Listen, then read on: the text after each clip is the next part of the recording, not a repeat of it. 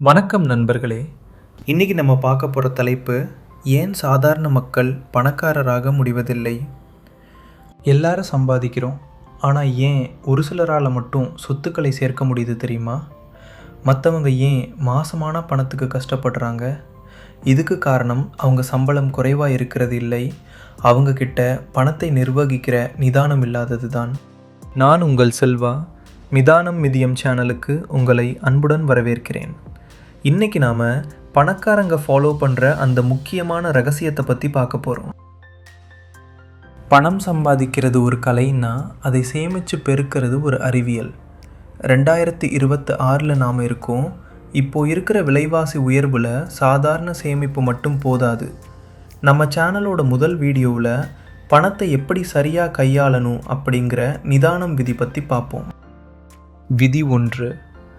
உங்கள் வருமானத்தில் அத்தியாவசிய தேவைக்கு 50%, ஆசைக்கு 30%, முதலீட்டுக்கு 20%. விதி 2. முதலீடு எதிராக சேமிப்பு. பணத்தை பீரோவில் வச்சா வளராது, சரியான இடத்துல முதலீடு செஞ்சால் மட்டும்தான் வளரும். நிறைய பேர் ஷேர் மார்க்கெட்னா சூதாட்டம்னு நினைக்கிறாங்க. ஆனால் நிதானமாக அலசி ஆராய்ச்சி செய்கிற வர்த்தகம் ஒரு மிகப்பெரிய சொத்து.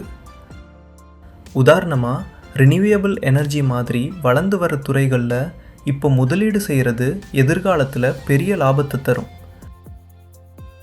ஆனால் இதுக்கெல்லாம் பொறுமை ரொம்ப முக்கியம். பணத்தை நிதானமாக கையாண்டா மிதியம் தானாக தேடி வரும். இதுதான் நம்ம சேனலோட நோக்கம்.